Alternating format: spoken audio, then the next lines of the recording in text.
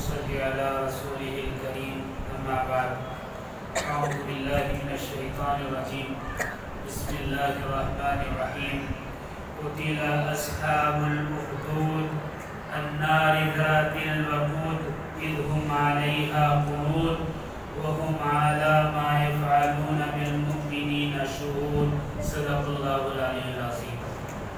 بزرگان محترم اور عزیز ساتھیوں، میں نے آپ کے سامنے 4 آیتیں تلاوت کی ہیں جن کا ترجمہ ہے کھائی کھودنے والے مارے گئے، آگ والے جس میں ایندھن ڈالا جاتا ہے، جبکہ وہ لوگ اس کے آس پاس بیٹھے تھے اور مسلمانوں کے ساتھ جو کر رہے تھے اس کو اپنے سامنے دیکھ رہے تھے۔ ان آیات کے ذریعے اللہ رب العزت مسلمانوں کو ایک تو تسلی دینا چاہتے ہیں اور دوسرا ایک واقعے کی طرف اشارہ فرما رہے ہیں۔ دراصل یہ آیات اس وقت نازل ہوئی جب مکہ میں کفار نے مسلمانوں کو جینا دو بھر کر دیا تھا، ظلم و ستم کے پہاڑ توڑے جا رہے تھے اور جگہ جگہ مسلمانوں کو مارا جاتا، پیٹا جاتا، ان کا راستہ روکا جاتا، ان کی خرید اور فروخت میں رکاوٹیں ڈالی جاتی، ان کا اپنے گھر میں رہنا دو بھر کر دیا۔ ایسے نازک حالات میں اللہ رب العزت نے یہ آیات نازل فرمائی۔ اس میں ارشاد فرمایا گیا ہے کہ جو کھائی کھودنے والے ہیں یعنی خندق کھودنے والے ہیں وہ مارے گئے۔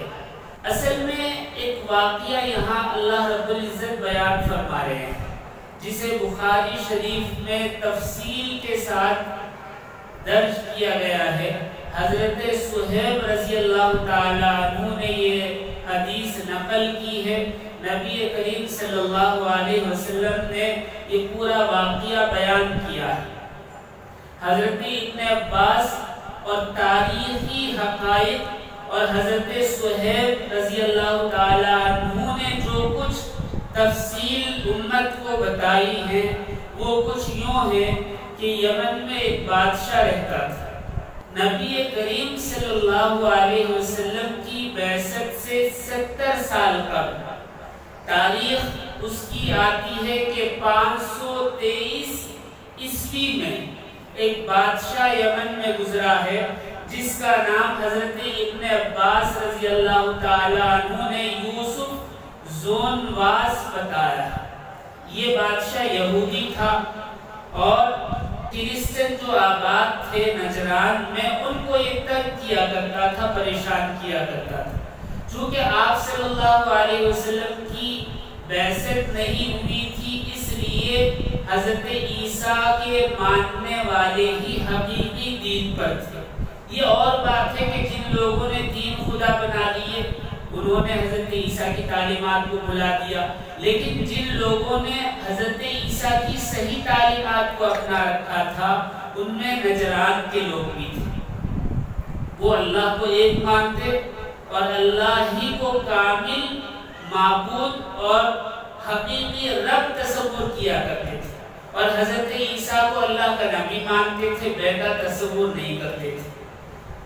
تو واقعہ یہ ہے کہ یہ جو بادشاہ یوسف زونواس ہے اس نے کہا کہ میری مملکت میں کوئی بھی بے دین یعنی یا تو یہودی کے علاوہ جو ہے وہ نہ رہے، یا تو یہودی ہو جائے یا پھر یہ ہے کہ ان کو قتل کر دیا جائے۔ یہ اس نے ایک عام دستور قائم کر رکھا تھا۔ تو جو لوگ حضرت عیسیٰ کے ماننے والے تھے وہ اپنے آپ کو چھپائے رکھتے تھے، لیکن جب ظاہر ہو جاتے کہیں سے پتہ لگ جاتا کہ یہ عیسیٰ کا پیروکار ہے تو اس کو قتل کر دیا جاتا، مار دیا جاتا۔ واقعہ یہ ہوا کہ قرآن کہہ رہا ہے قتل اصحاب الاخدود، اخدود والے یعنی گھاٹی والے قتل کر دیے گئے، ظاہری معنی یہ ہے۔ لیکن قتیلہ سے مراد قتل نہیں ہے بلکہ مفسرین کہتے ہیں مارے گئے، ہلاک کر دیے گئے، برباد کر دیے گئے۔ ان پر عذاب آیا یا نہیں آیا یہ بات کی بات ہے۔ مطلب یہ کہ جنہوں نے گھاٹی کھودی اور آگ جلائی وہ تباہ اور برباد کر دیے گئے۔ پہلے واقعہ سن لیں پھر آیت سمجھتے ہیں۔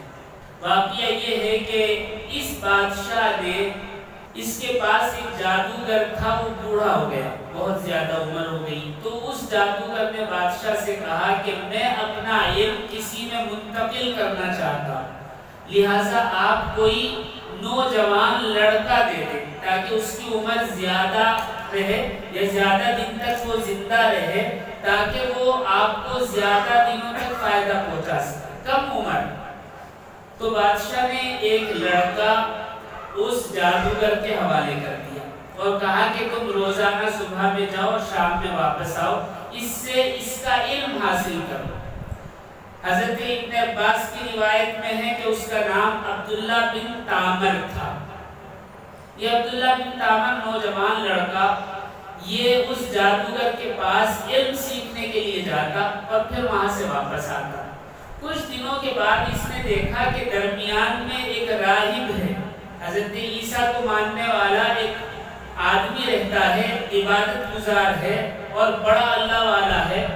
تو اس نے اس سے کچھ باتیں سنی تو اس کو لگا کہ یہاں بھی کچھ ہے، تو آتے جاتے وہ رکنے لگا، پھر اس راہب کے پاس بیٹھنے لگا، یہاں تک کہ آتے جاتے وہ زیادہ وقت اس راہب کے پاس گزارتا تھا اور حضرت عیسیٰ کی تعلیمات کو اس لڑکے نے اختیار کر لیا۔ اس کے بعد جادوگر کے پاس بہت کم وقت گزارتا، تو اس نے راہب سے کہا کہ میں جادوگر کے پاس دیر سے پہنچتا ہوں تو اس کو ناراضگی ہوتی ہے، اور تمہارے پاس بیٹھتا ہوں واپسی میں تو گھر والے ناراض ہوتے ہیں۔ تو راہب نے کہا کہ ایسا ہے، جادوگر کے پاس جائے تو کہنا کہ گھر سے دیر سے آئے، اور جب گھر پہنچے تو کہنا کہ جادوگر نے دیر سے جانے کی اجازت دی تاکہ تو یہاں حقیقی علم سیکھ سکے۔ اس سے ایک چیز اور بھی واضح ہو جاتی ہے کہ سچائی کے لیے تھوڑا سا جھوٹ جائز ہے، بشرط یہ کہ کسی کو نقصان نہ ہو۔ خیر، یہاں تک کہ جادوگر نے اپنا سارا علم اس لڑکے کو دے دیا اور اس راہب نے سب کچھ اس کو سکھا دیا جو اسے آتا ہے۔ ایک مرتبہ ایسا ہوا کہ یہ راہب کی طرف ایسے چلا جا رہا تھا، راستے میں کسی بڑے جانور نے راستہ روک لیا، لوگ باغ رک گئے، چلنا پھرنا مشکل ہو گیا، آنا جانا بند ہو گیا۔ کیا جانور تھا پتہ نہیں، شیر تھا یا کوئی بڑا اژدہا تھا، اس کی کوئی خبر نہیں ہے تاریخ۔ تو اس نے سوچا کہ آج علم آزما لیتے ہیں، کس کا علم زیادہ بہتر ہے، جادوگر صحیح ہے یا راہب صحیح ہے۔ تو اس نے ایک چھوٹا سا کنکر اٹھایا اور کہا کہ راہب کے رب کے نام سے میں پھینک کر مارتا ہوں، اگر راہب سچا ہے تو اے رب تو اسے ہلاک کر۔ تو اس نے چھوٹا سا کنکر مارا، اس کے لگتے ہی وہ مر گیا۔ تو اسے یقین ہو گیا کہ میں نے جو آزمائش کی تھی تو جادوگر جھوٹا ہے، راہب سچا ہے۔ تو اس کے دل میں ساری بات بیٹھ گئی۔ اس نے یہ ساری بات جا کر راہب کو بتائی، اس اللہ والے کو بتائی۔ اس نے کہا کہ اللہ نے تجھے مستجاب الدعوات بنا دیا، یعنی تیری دعائیں قبول کر لی، اب تو جو زبان سے کہے گا وہ پورا ہوگا۔ اور راہب نے کہا کہ تو مجھ سے بھی آگے نکل گیا ہے، اللہ نے تجھے مجھ سے بھی اونچا مقام عطا فرما دیا، لہٰذا اب تو لوگوں کو ایمان کی طرف بلا۔ اس نے لوگوں کا علاج شروع کر دیا۔ کیا علاج؟ جو اندھے تھے ان کے لیے دعا کرتا ہے، اے اللہ، اے رب ان کو بینائی عطا فرما دے۔ چونکہ مستجاب الدعوات ہو گیا تھا، اس وجہ سے ان کو اللہ رب العزت بینائی عطا فرما دیتے تھے۔ جو کوڑ کے مریض تھے، کوڑ ایک بیماری ہوتی ہے، اس میں گوشت گل کر ٹپکنے لگتا ہے، یعنی پانی بن کر بہنے لگتا ہے، تو ایسے مریضوں کا علاج قریباً آج بھی ناممکن ہی ہے۔ علاج وہ کیا کرتا تھا، اللہ سے دعا کرتا، اللہ رب العزت اسے ٹھیک کر دیتا۔ یہ خبر بڑھتے بڑھتے بادشاہ کے کانوں تک پہنچ گئی کہ یہ اندھوں کو بھی صحیح کر دیتا۔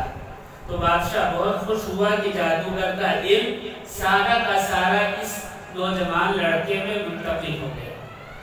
بادشاہ نے اسے بلایا اور کہا کہ دیکھ، میرا ایک قریبی آدمی ہے، وہ اندھا ہے، تو اسے ٹھیک کر دے۔ اس نے کہا کہ ٹھیک ہے، آپ ملوا دیں۔ اس آدمی کو بلایا۔ اس آدمی کو اس نوجوان لڑکے عبداللہ نے اکیلے میں بلایا اور کہا کہ میں تجھے بینائی دے سکتا ہوں، شرط یہ ہے کہ تو ایمان لیا۔ اس نے کہا کہ اگر واقعتاً بینائی آ جاتی ہے تو میں ایمان لے آؤں گا۔ تو اس نے دعا کی، اللہ نے اسے بینائی عطا کی، اس کی آنکھیں درست ہو گئی، وہ ایمان لے آئے۔ بادشاہ کو خبر ہوئی تو اسے قید میں ڈال دیا اور کہا کہ تجھے یہ سب باتیں کس نے بتائی؟ اس لیے کہ یہودی یعنی میں جو ہوں میں ہی سب کچھ ہوں، باقی کوئی کچھ نہیں۔ تو اس نے کہا کہ نہیں، ایسا کچھ نہیں ہے، میرا اللہ ہی سب کچھ ہے۔ یہاں تک کہ اس نوجوان لڑکے پر ظلم و ستم کیا گیا اور کہا گیا کہ اس آدمی کا پتہ بتا جس نے تجھے یہ سب سکھایا۔ مجبور ہو کر جب ظلم اس پر بڑھا تو اس نوجوان لڑکے نے اس راہب کا پتہ بتا دیا۔ بادشاہ نے راہب کو گرفتار کر لیا اور اس سے کہا کہ تو اللہ سے نافرمانی کر، اللہ سے روگردانی کر لی اور میرے آگے سجدہ کر اور مجھے حقیقی رب تسلیم کر، یعنی پالنے والا۔ یہاں مراد معبود نہیں، یعنی حقیقی پالنہار میں ہوں، کیونکہ میں بادشاہ ہوں۔ اس نے کہا کہ ایسا نہیں ہوتا، اللہ کے آگے، اللہ کے علاوہ میں کسی کے آگے نہیں جھکوں گا، میں کسی کی بات نہیں مانوں گا۔ بادشاہ نے آرا منگوایا اور اس راہب کے سر سے پیر تک 2 ٹکڑے کروا دیے، چروا دیا۔ جس آدمی کو اس نے ٹھیک کیا تھا، بادشاہ نے اس سے کہا کہ تو بھی واپس اپنے دین میں آ جا۔ اس نے کہا کہ میں نہیں آ سکتا، اس لیے کہ میں نے تو دیکھ لیا کہ کون سچا ہے کون جھوٹا۔ بادشاہ نے اس کے بھی 2 ٹکڑے کروا دیے آرے سے۔ پھر کہا کہ اس نوجوان کو بھی قتل کر دو اور سپاہیوں سے کہا کہ اسے پہاڑ پر لے جاؤ اور وہاں سے اسے دھکا دے کر نیچے گرا دو تاکہ یہ مر جائے۔ سپاہی اوپر گئے اسے لے کر اور وہاں اسے دھکا دینا چاہا تو اس نے دعا کی کہ اے اللہ ان کو ہلاک فرما دے اور میری جان بچا دے۔ تو اللہ نے زلزلہ بھیجا، پہاڑ ہلنے لگا جس سے تمام سپاہی گر کر مر گئے اور یہ لڑکا صحیح سالم رہا۔ یہ پہاڑ سے اتر کر نیچے آیا، پھر بادشاہ کے محل میں پہنچا۔ بادشاہ نے کہا تو کیسے آیا؟ کہا کہ مجھے اسی رب نے بچایا ہے جس کا تو مخالف، جسے چھوڑنے کی بات کرتا۔ بادشاہ نے کہا کہ ایک کام کرو، اس نوجوان لڑکے کو کشتی میں بٹھا کر لے جاؤ اور سمندر میں ڈبا دو، غرق کر دو۔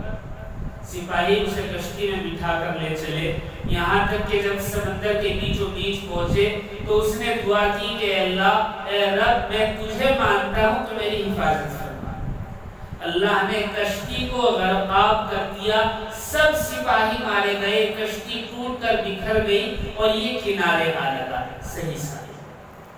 پھر بادشاہ کے پاس پہنچا تو بادشاہ نے کہا کہ یہ ایسے نہیں مرے گا، ایک کام کرو اس پر تیروں کی بارش برساؤ۔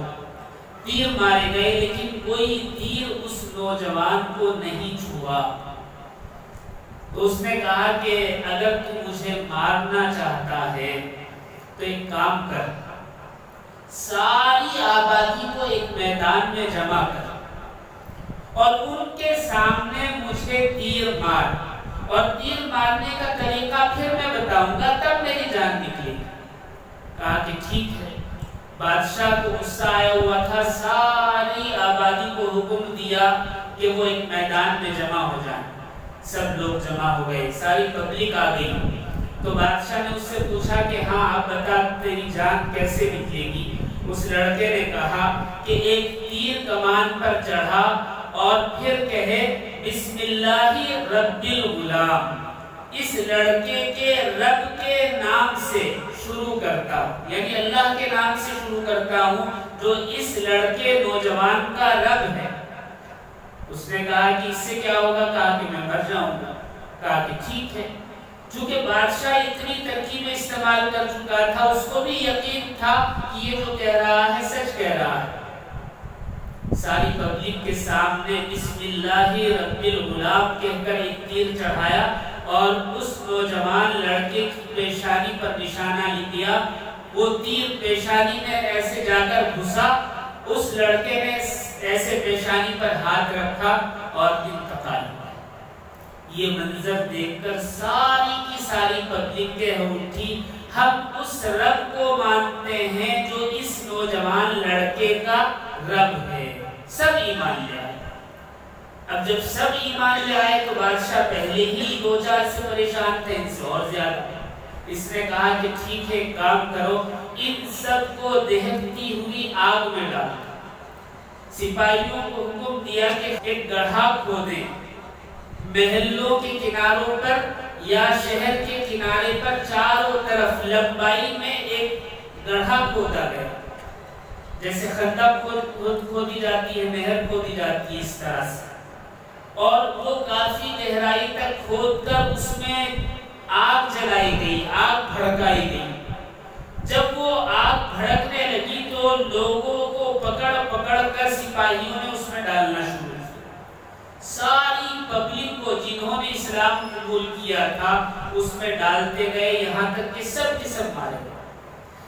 ایک عورت بچ گئی جس کی گود میں ایک دودھ پیتا بچہ تھا، چھوٹا سا، 4 5 یا 6 مہینے عمر تھی صرف۔ تو بچے کی وجہ سے اس ماں کو اس میں گرنے سے جھجک محسوس ہوئی کہ اتنا سا بچہ اور اپنے آگ میں کودوں۔ تو اللہ رب العزت نے اس بچے کو گویائی عطا فرمائی، چھوٹا سا بچہ، شیرخوار بچہ۔ اس نے کہا ماں صبر کر، تو حق پر ہے۔ جیسے ہی اس نے یہ بات سنی، وہ عورت بھی اس میں چھلانگ لگا کر کودی اور جل کر بھن کر کباب ہو کر ختم۔ یہ واقعہ ہے جو حضرت صہیب نے، حضرت ابن عباس نے اور تاریخی شواہدات سے معلوم ہوتا۔ اس واقعے کو اللہ رب العزت نے اصحاب الاخدود، گھاٹی والے کے نام سے بتایا۔ یہ مسلمانوں کو تسلی دینے کے لیے بیان کیا جا رہا ہے کہ گھاٹی والوں نے جو ظلم و ستم کیا، ایسا ظلم و ستم کہ زندہ لوگوں کو کھڑے کھڑے آگ میں جلا دیا، تو اللہ نے ان کو بھی ہلاک کر دیا، برباد کر دیا۔ تو یہ جو کفار مکہ ظلم و ستم کر رہے ہیں، یہ تو کچھ بھی نہیں ہے، اور یہ بھی اس لیے کہ یہ دنیاوی ظلم و ستم کچھ دنوں کا ہے، حقیقی آرام آخرت کا ہے۔ اور پھر یہ بتایا کہ یہ جو کچھ ظلم کیا جا رہا ہے یہ صرف اس دنیا کی حد تک ہے، اور یہ چاہے جو کر لیں، حقیقی گھاٹے میں یہی لوگ ہیں، یعنی ظلم کرنے والے لوگ ہی حقیقی گھاٹے میں ہیں، کیونکہ آخرت کا فائدہ اصل فائدہ ہے، آخرت کا نقصان اصل نقصان ہے۔ مسلمانوں کو تسلی دی جا رہی ہے۔ بہرحال یہ بڑا عبرتناک واقعہ ہے۔ نبی کریم صلی اللہ علیہ وسلم کی احادیث سے اس کی تفصیل ہمیں معلوم ہوئی اور کچھ تاریخی شواہدات سے، لیکن اللہ نے اس بادشاہ کو اور اس کے جو سپاہی تھے اور جو ظلم کرنے والے لوگ تھے ان کو کیسے ہلاک کیا، تاریخ میں اور حدیث میں کہیں نہیں ملتا۔ بس یہ ہے کہ اللہ نے ان کو تباہ کر دیا۔ ہو سکتا ہے طبعی موت مرے ہوں، لیکن آخرت کی تباہی مراد لی گئی ہو آیت کہ آخرت میں جو ان کو برباد کیا جا رہا ہے وہ اصل ہے۔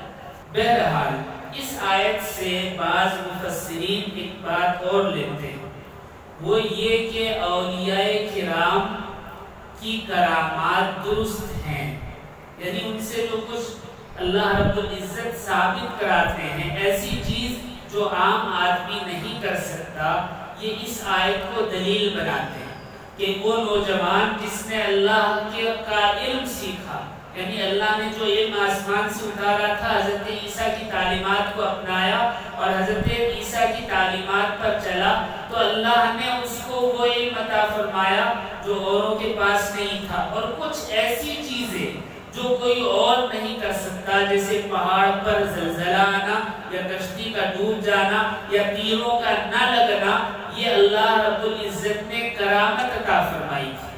اور پھر یہ کہ ایک چھوٹا سا بچہ جو دودھ پی رہا ہے ابھی ہنگارے بھی صحیح سے نہیں بھر سکتا، ایسا بچہ صاف زبان میں ایک سچی بات کہے، ایسی بات کہ جو ماں ہے وہ دنیا دیکھی ہوئی ہے، وہ نہیں سمجھتی کہ یہ سچ ہے یا غلط ہے، بچہ کہے کہ تو سچائی پر ہے، تو حق پر ہے، صبر کر، ایسی بات تو ظاہر سی بات ہے یہ کرامت ہی ہو سکتی ہے۔ اس لیے بعض مفسرین اس آیت کو کہتے ہیں کہ جو اولیاء اللہ سے، بزرگان دین سے اور کچھ علماء سے کرامات ظاہر ہوتی ہیں، اس کی دلیل یہ آیات ہے، اور یہ صحیح بھی ہے، اس لیے کہ نبی کریم صلی اللہ علیہ وسلم نے جو کرامات دکھائی وہ معجزات تھے، اللہ نے خاص طور پر عطا فرمائی تھی۔ آپ کے بعد ہم اولیاء کی کرامات کو تو مانتے ہیں لیکن صحابہ پر یقین نہیں کرتے، صحابہ کے متعلق ہم کنفیوز رہتے ہیں، پتہ نہیں صحابہ سے بھی کرامات ظاہر ہوئی ہے نہیں۔ حضرت عمر فاروق رضی اللہ تعالی عنہ ایک مرتبہ جمعے کا خطبہ دے رہے تھے، منبر پر آپ کھڑے ہوئے خطبہ ارشاد فرما رہے تھے، اچانک آپ نے خطبے کو روک کر ایسے ہاتھ اونچا کیا اور کہا یا ساریۃ الجبل، اے ساریہ پہاڑ کی طرف، مقصد یہ تھا۔ آپ نے 3 مرتبہ ایسے آواز دی تو صحابہ کو اور دوسرے مسلمانوں کو بڑا عجیب لگا کہ آج تو یہ ایک نئی بات، کوئی اس کا مقصد نہیں، کوئی بات ہی نہیں ہے۔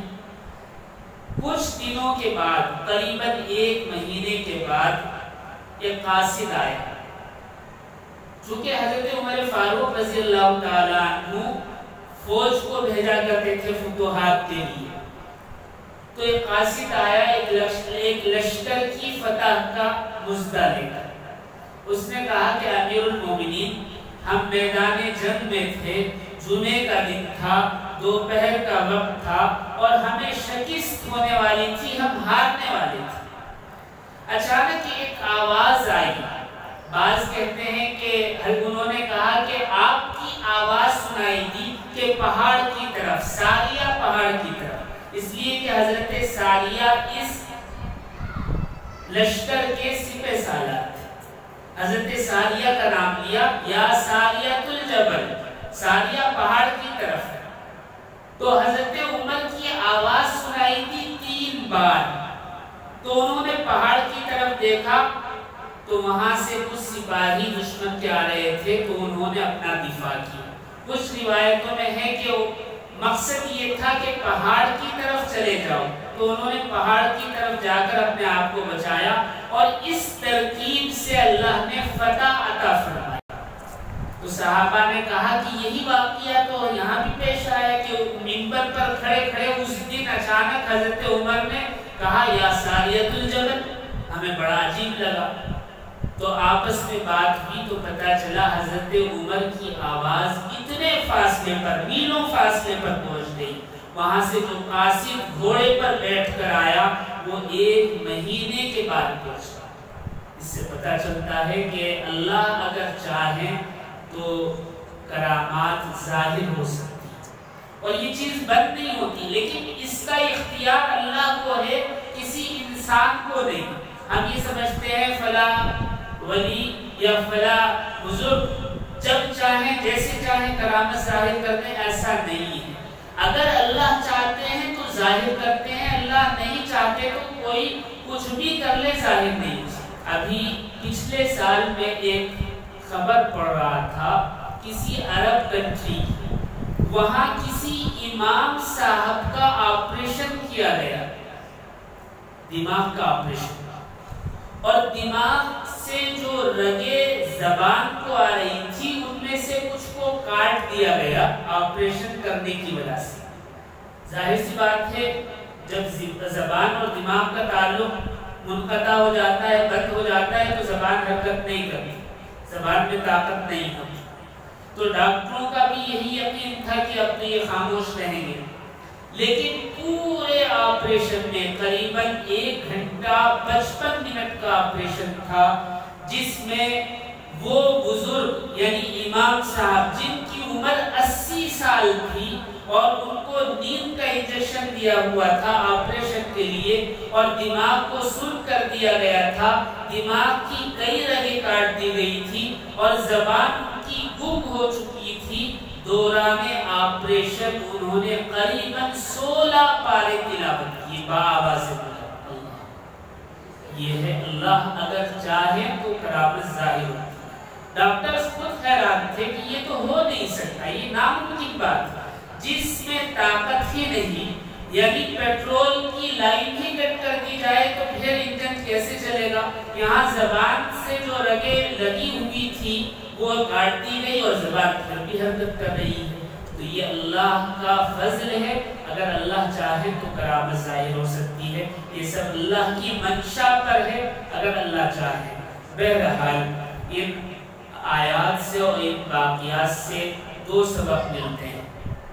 ایک یہ کہ مومن کسی بھی حال میں ہو، اچھا ہو یا برا، حالت اچھی ہو یا خراب ہو، وہ اللہ کے قریب ہوتا ہے. اللہ رب العزت اسے دیکھتے رہتے ہیں. بس یہ ہے کہ مصیبت میں وہ امتحان کے دوران رہتا ہے، یعنی امتحان لیا جاتا ہے، لیکن حقیقی کامیابی اللہ رب العزت اسے عطا فرماتے ہیں. اور جو کافر مشرک اللہ کے نافرمان ہیں وہ اپنی منمانی جیسے چاہے کر لیں، لیکن اس کا نتیجہ اچھا نہیں ہوتا. اللہ رب العزت ان کو ضرور پکڑتے ہیں، اور یہاں نہیں تو آخرت میں ان سے ضرور باز پرس ہوگی. اللہ رب العزت ہمیں ایمان پر استقامت عطا فرمائے اور اپنے احکامات پر چلنے کی توفیق عطا فرمائے. وآخر دعوانا ان الحمدللہ.